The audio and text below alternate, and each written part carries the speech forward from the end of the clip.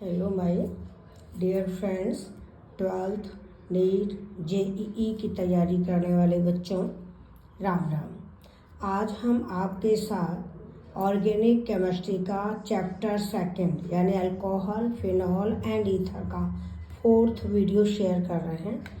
आज का हमारा टॉपिक है प्रिपरेशन ऑफ फिनॉल। फिनॉल क्या है ये हम पहले पढ़ चुके हैं। फिनॉल का फार्मूला है C6H5OH, जिसको कार्बोलिक एसिड भी कहते हैं, हाइड्रोक्सी बेंजीन भी कहते हैं और IUPAC में फिनॉल भी कहते हैं। क्लोरोबेंजीन में Cl और कार्बन के बॉन्ड में रेजोनेंस होता है। डबल पाई लॉन पेयर इधर आ जाता है, पाई बॉन्ड इधर आ जाता है, तो आर्थो पैरा पर नेगेटिव चार्ज घूमता है और कार्बन क्लोरीन बॉन्ड में डबल बॉन्ड करैक्टर होता है, जिससे क्लोरोबेंजीन लेस रिएक्टिव है। इसीलिए क्लोरोबेंजीन की जब हम NaOH के साथ रिएक्शन कराएंगे हमें हाई टेम्परेचर हाई प्रेशर लेना पड़ेगा। तो Cl की जगह ONA आ जाएगा, Cl और H निकल जाएगा। फिर इस सोडियम फेनॉक्साइड का HCl से रिएक्शन होगी, NaCl निकलेगा और फिनॉल बन जाएगा। तो ये है क्लोरोबेंजीन से NaOH बनाना। अगर हम यहाँ पर एल्काइल क्लोराइड लें और NaOH से रिएक्शन करें तो नॉर्मल टेम्परेचर पर ही रिएक्शन हो जाती है और अल्कोहल बन जाता है, लेकिन क्लोरोबेंजीन के NaOH से reaction high temperature high pressure पर करानी पड़ती है। ये एग्जाम में पूछ सकते हैं। सेकंड मेथड है कि बेंजीन की ऑलियम से रिएक्शन का। ऑलियम का फॉर्मूला होता है H2S2O7, यानी इसमें सल्फ्यूरिक एसिड में SO3 घुली हुई है। तो जब बेंजीन की ऑलियम से रिएक्शन कराते हैं तो ये कंपाउंड बनते हैं जिसका नाम है बेंजीन सल्फोनिक एसिड और इस रिएक्शन का नाम है सल्फोनेशन।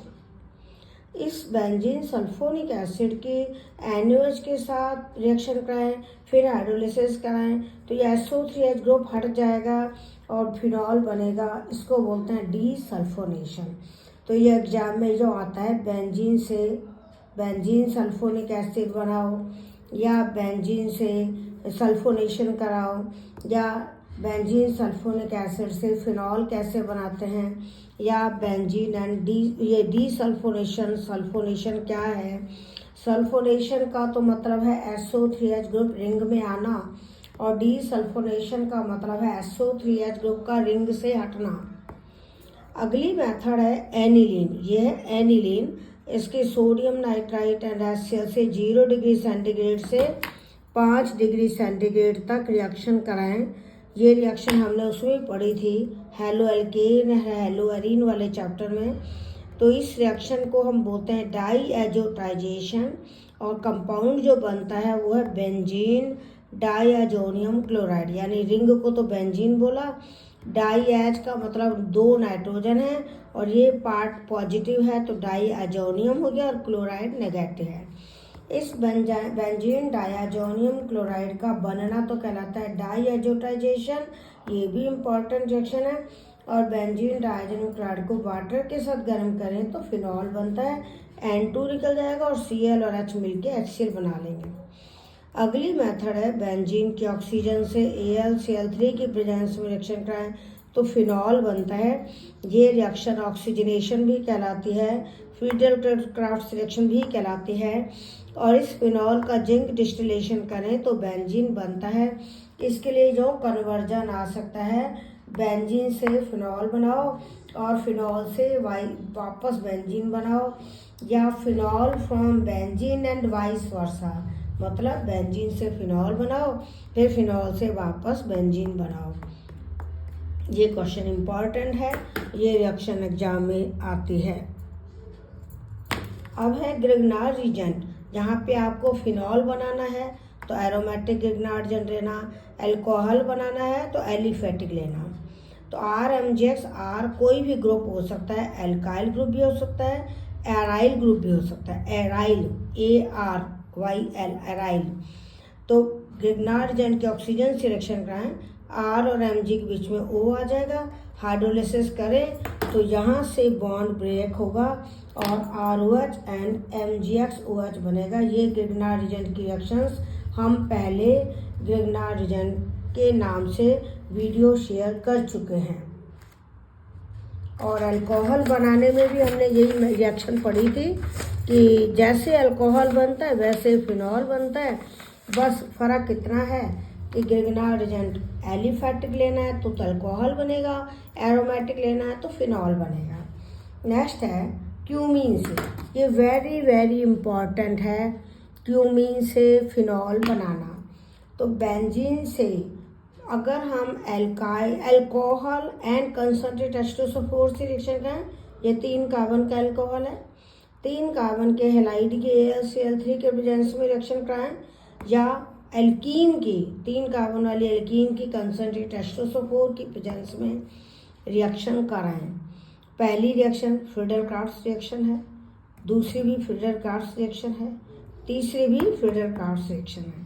तीनों में आइसोप्रोपाइल बेंजीन बनता है जिसका नाम है क्यूमीन। क्यूमीन किसका नाम है? Isopropyl benzene. इस क्यूमीन की ऑक्सीजन से रिएक्शन का है, तो ये जो हाइड्रोजन है टर्शरी हाइड्रोजन, ये ऑक्सीजन से रिएक्शन करके OOH बना लेगी, केवल ये वाली हाइड्रोजन OOH, यानी इस हाइड्रोजन और C के बीच में ऑक्सीजन जुड़ जाएगी। इसको बोलते हैं क्यूमीन हाइड्रोजन परऑक्साइड या क्यूमीन हाइड्रोपेरोक्साइड। इसको हाइड्रोलिसिस करें तो यहाँ से तो एसीटोन निकल जाएगा, CH3 COCH3, ये तो एसीटोन निकल जाएगा जो बाई प्रोडक्ट कहलाएगा, और OH और बेंजीन मिलके फिनॉल बनाएंगे। तो फिर इस रिएक्शन का बाई प्रोडक्ट है acetone, which is used as nail polish remover. अब physical properties. Boiling point molecular weight के प्रोपोर्शनल होता है। जैसे जैसे मॉलिक्यूलर वेट बढ़ेगा, एल्काइल ग्रुप का साइज बढ़ेगा, वान डेर वाल्स फोर्स बढ़ेंगे, बॉइलिंग पॉइंट बढ़ेगा। इसके लिए हमने वान डेर वाल्स फोर्स का वीडियो भी हमने शेयर किया हुआ है केमिकल बॉन्डिंग में, आप चाहो तो उसे देख लेना। बॉइलिंग पॉइंट ब्रांचिंग के इन्वर्सली है। इसका मतलब है कि जैसे जैसे ब्रांच बनेगी कि primary alcohol, secondary alcohol, tertiary alcohol के ब्रांच बनाएंगे, तो ब्रांचिंग होने से मॉलिक्यूल गोल हो जाता है, सरफेस एरिया कम हो जाता है, वान डेर वाल्स फोर्स कम हो जाता है, जिससे बॉइलिंग पॉइंट कम हो जाता है। यानी बॉइलिंग पॉइंट ब्रांचिंग के इन्वर्सली है। टर्शियरी अल्कोहल का बॉइलिंग पॉइंट सेकेंडरी से कम होगा, सेकेंडरी का प्राइमरी से कम होगा, क्योंकि टर्शियरी में ब्रांचिंग ज़्यादा होती है। Boiling point of alcohol and phenol are higher than hydrocarbon, ether, halogen derivative. यानी अल्कोहल और फिनॉल का जो बॉइलिंग पॉइंट है वो हाइड्रोकार्बन से भी ज़्यादा होता है, ईथर से भी ज़्यादा होता है, हैलोजन डेरिवेटिव से भी ज़्यादा होता है। इसका कारण है इंटरमॉलिक्यूलर हाइड्रोजन बॉन्ड। ये भी क्वेश्चन इम्पॉर्टेंट है कि अल्कोहल का बॉइलिंग पॉइंट ज़्यादा क्यों होता है हाइड्रोकार्बन से, तो आप यही लिखोगे अल्कोहल एंड फिनॉल में OH बॉन्ड पॉलर होने के कारण इंटरमॉलिक्यूलर हाइड्रोजन बॉन्ड होता है, जिससे बॉइलिंग पॉइंट ज़्यादा है। हाइड्रोजन बॉन्ड का भी वीडियो हम शेयर कर चुके हैं, आप देखना चाहें तो आप देख सकते हैं। अब है ऑर्डर ऑफ बॉइलिंग पॉइंट। ये बहुत इम्पॉर्टेंट है, बॉइलिंग पॉइंट का ऑर्डर। सबसे ज़्यादा बॉइलिंग पॉइंट होता है कार्बोक्सिलिक एसिड का, क्योंकि ये इंटरमॉलिक्यूलर हाइड्रोजन बॉन्ड के कारण डाइमर बनाते हैं। डाइमर यानी 2 मॉलिक्यूल जुड़ जाते हैं। अल्कोहल एसिड से अल्कोहल का कम होगा, अल्कोहल से एल्डिहाइड कीटोन का कम होगा, एल्डिहाइड कीटोन से हैलोजन डेरिवेटिव, फिर ईथर, फिर हाइड्रोकार्बन। सबसे कम बॉइलिंग पॉइंट होगा हाइड्रोकार्बन्स का, क्योंकि वो नॉन पॉलर है। ईथर थोड़ा पॉलर है, हेलोएल्केन्स भी पॉलर हैं, एल्डिहाइड कीटोन भी पॉलर हैं। उसके बाद इनका हाइड्रोजन बॉन्ड के कारण ज़्यादा है अल्कोहल एंड एसिड का। अल्कोहल्स एंड फिनॉल पानी में घुल जाते हैं। ये भी क्वेश्चन पूछा जाता है कि अल्कोहल एंड फिनॉल वाटर में सॉल्युबल क्यों हैं, तो आप लिखेंगे due to formation of intermolecular hydrogen bond, यानी ये वाटर के साथ इंटरमॉलिक्यूलर हाइड्रोजन बॉन्ड बना लेते हैं, इसलिए ये वाटर में सॉल्युबल हैं। ये भी एक्सप्लेन हुआ क्वेश्चन आता है। अल्कोहल एंड फिनॉल, ये अल्कोहल का फॉर्मूला लिखा है, ये फिनॉल का लिखा है। अल्कोहल एंड फिनॉल की सॉल्युबिलिटी अल्काइल या एराइल ग्रुप का साइज बढ़ने से घटती है। क्यों? क्यों? ये डिक्रीज का निशान है, ये इंक्रीज का निशान है। Solubility of alcohol and phenol decreases with increase in size of alkyl और aryl group due to increase in hydrophobic character। ध्यान से देखिए, जब अल्काइल ग्रुप का साइज बढ़ेगा तो हाइड्रोफोबिक करैक्टर बढ़ेगा। हाइड्रोफोबिक करैक्टर बढ़ने के कारण वाटर के साथ हाइड्रोजन बॉन्ड बनाने की टेंडेंसी कम होगी, जिससे ये वाटर में कम सॉल्युबल होंगे। यानी जैसे जैसे अल्काइल ग्रुप का साइज बढ़ेगा वाटर में सॉल्युबिलिटी कम हो जाएगी। नेक्स्ट हमारा टॉपिक है केमिकल रिएक्शंस। अल्कोहल न्यूक्लियोफाइल की तरह बिहेव करता है क्योंकि ऑक्सीजन पर 2 लॉन पेयर ऑफ इलेक्ट्रॉन है। इसमें OH बॉन्ड भी ब्रेक हो सकता है, CO बॉन्ड भी ब्रेक हो सकता है। तो अल्कोहल जब कार्बोकटायन पे अटैक करता है, ये कार्बोकटायन है, तो अल्कोहल इस कार्बोकटायन पर अटैक करेगा तो O का लॉन पेयर कार्बन के साथ बॉन्ड बना लेगा। O पर 2 लॉन पेयर की जगह एक ही लॉन पेयर बचेगा और O पर पॉजिटिव चार्ज आ जाएगा। क्या आ जाएगा? Positive charge. फिर इसमें से प्रोटॉन निकलेगा। प्रोटॉन कैसे निकलता है कि ये H अपने बॉन्ड को यहीं छोड़ देता है। ये जो सिग्मा बॉन्ड है ना OH वाला, वो यहीं रह जाता है, जिससे ऑक्सीजन पे वापस 2 लॉन पेयर हो जाएंगे और H पॉजिटिव निकल जाएगा। तो ये रिएक्शन जो है, इसमें अल्कोहल अटैक कर रहा है न्यूक्लियोफाइल की तरह। क्यों?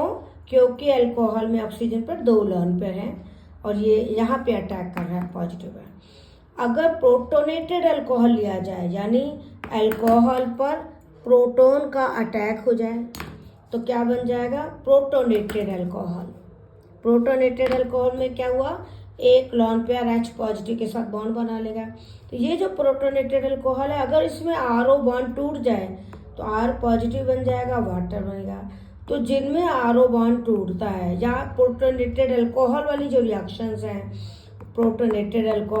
रिएक्शंस हैं, उनमें ये प्रोटोनेटेड अल्कोहल इलेक्ट्रोफाइल की तरह अटैक करता है क्योंकि पॉजिटिव चार्ज है, इलेक्ट्रॉन को चाहेगा।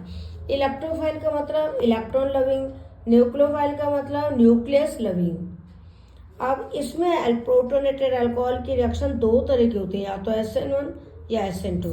SN1 को बोलते हैं unimolecular nucleophilic substitution reaction, SN2 को बोलते हैं बाईमॉलिक्यूलर न्यूक्लियोफिलिक सब्स्टिट्यूशन रिएक्शन। ये हमने डिटेल में हेलो एल्केन्स वाले चैप्टर में आपको शेयर कर दी है। प्रोटोनेटेड अल्कोहल कैसे बना? अल्कोहल पर प्रोटॉन ने अटैक किया, ये प्रोटोनेटेड अल्कोहल बना। अब अगर इसमें से वाटर निकल जाए, कार्बोकटायन बन जाए, फिर न्यूक्लियोफाइल अटैक करे, तो अगर किसी रिएक्शन में कार्बोकटायन इंटरमीडिएट बनता है तो हम उसे कहेंगे SN1। क्या कहेंगे? SN1। क्योंकि इस रिएक्शन में ये वाला जो स्टेप है वाटर निकलना, ये स्लो स्टेप है, इसमें एक मॉलिक्यूल काम आ रहा है, तो ये यूनिमॉलिक्यूलर न्यूक्लियोफिलिक सब्स्टिट्यूशन रिएक्शन है। OH की जगह NU आ गया। और चूंकि कार्बोकटायन बनता है, टर्शियरी कार्बोकटायन ज़्यादा स्टेबल होता है सेकेंडरी से, सेकेंडरी कार्बोकटायन ज़्यादा स्टेबल होता है प्राइमरी से, तो इसीलिए इस रिएक्शन में टर्शियरी अल्कोहल ज़्यादा रिएक्टिव होगा। SN1 में कौन सा अल्कोहल ज़्यादा रिएक्टिव होगा? टर्शियरी। अब SN2 में क्या होता है? पहले अल्कोहल पर प्रोटॉन ने अटैक किया, उसी तरह से प्रोटोनेटेड अल्कोहल बना जैसे पहले बना था। लेकिन पहले हमने प्रोटोनेटेड अल्कोहल में से पानी निकाला था स्लो स्टेप में, लेकिन यहाँ पर हम प्रोटोनेटेड अल्कोहल पर Br माइनस न्यूक्लियोफाइल का अटैक करेंगे OH2 के बैक साइड से। उससे तो एक ही स्टेप में ये प्रोटोनेटेड अल्कोहल भी काम आ रहा है, ब्रोमाइड आयन भी काम आ रहा है, न्यूक्लियोफाइल भी काम आ रहा है, 2 मॉलिक्यूल काम आ रहे हैं, इसीलिए हम इसको कहते हैं बाईमॉलिक्यूलर न्यूक्लियोफिलिक सब्स्टिट्यूशन रिएक्शन।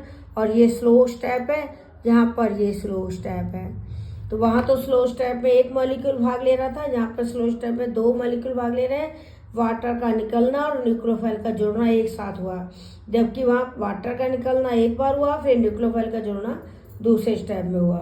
तो ये SN2 रिएक्शन है। अल्कोहल्स में अगर OH बॉन्ड भी टूट सकता है, CO बॉन्ड भी टूट सकता है। OH बॉन्ड टूटेगा तब तो हम कहेंगे अल्कोहल्स एसिडिक हैं। अगर OH बॉन्ड टूटेगा तो RO minus and H positive बनेगा तो हम कहेंगे अल्कोहल्स आर एसिडिक। या ये रिएक्शन एसिडिटी ऑफ अल्कोहल बताता है। जैसे कोई भी मेटल से रिएक्शन कराओ, सोडियम से या पोटेशियम से या जिंक से या एल्युमिनियम से, तो जो एल्कोक्साइड आयन है वो सोडियम के साथ जुड़ जाएगा, सोडियम एल्कोक्साइड बनेगा। पोटेशियम के साथ जुड़ेगा, पोटेशियम एल्कोक्साइड बनेगा। जिंक के साथ जुड़ेगा, जिंक एल्कोक्साइड बन जाएगा। एल्युमिनियम के साथ जुड़ेगा, एल्युमिनियम एल्कोक्साइड बन जाएगा। वैलेंसी के हिसाब से एल्कोक्साइड जुड़ेंगे। तो मेटल्स के साथ जो रिएक्शन होती है उसमें OH बॉन्ड टूटता है, अल्कोहल एसिड की तरह बिहेव करता है क्योंकि हाइड्रोजन गैस निकलती है। तो इन रिएक्शंस में अल्कोहल एसिडिक है और एसिडिक होने वाली जो रिएक्शंस हैं उनमें आपसे पूछा जाएगा कौन सा अल्कोहल ज़्यादा रिएक्टिव है। तो आप लिखेंगे प्राइमरी अल्कोहल ज़्यादा रिएक्टिव है सेकेंडरी ज़्यादा रिएक्टिव है टर्शियरी से, क्योंकि प्राइमरी में प्लस साइड इफेक्ट कम है, सेकेंडरी में प्लस साइड इफेक्ट ज़्यादा है और टर्शियरी में अल्काइल ग्रुप का प्लस साइड इफेक्ट और भी ज़्यादा है। तो टर्शियरी अल्कोहल प्रोटॉन जल्दी नहीं दे सकता, सेकेंडरी अल्कोहल भी प्रोटॉन जल्दी नहीं देगा क्योंकि सेकेंडरी अल्काइल ग्रुप का भी प्लस साइड इफेक्ट होता है। तो अल्कोहल एंड फिनॉल एसिडिक होते हैं। ये ब्रोंस्टेड एसिड हैं। ब्रोंस्टेड एसिड का मतलब होता है प्रोटॉन डोनर। ये प्रोटॉन डोनर एसिड हैं और इसका रिएक्टिविटी ऑर्डर पूछ सकते हैं। तो आपको ये बताना होगा कि एसिडिटी वाली जो रिएक्शंस हैं उनमें प्राइमरी अल्कोहल ज़्यादा रिएक्टिव है सेकेंडरी से, सेकेंडरी अल्कोहल ज़्यादा रिएक्टिव है टर्शियरी से। तो ये हमने आपके साथ आज अल्कोहल फिनॉल का 4th वीडियो शेयर किया है। अभी हमारे 3-4 वीडियो और हम शेयर करेंगे अल्कोहल फिनॉल एंड ईथर के। उसके बाद हम जब हर चैप्टर के 5-5, 6-6 वीडियो हो जाएंगे, चैप्टर कंप्लीट हो जाएंगे, तो उसके बाद हम हर चैप्टर का एक शॉर्ट देंगे जो 1 घंटे का या 1.25 घंटे का होगा। अगर आपको ये वीडियो पसंद आता है और वीडियो देखना चाहते हैं तो मेरे चैनल को सब्सक्राइब करें ताकि आपको और वीडियो देखने को मिल जाएं। ऑर्गेनिक केमिस्ट्री बहुत इजी लगेगी यदि आप मेरे सारे वीडियो को स्टेप बाय स्टेप देखेंगे। All the best, thank you.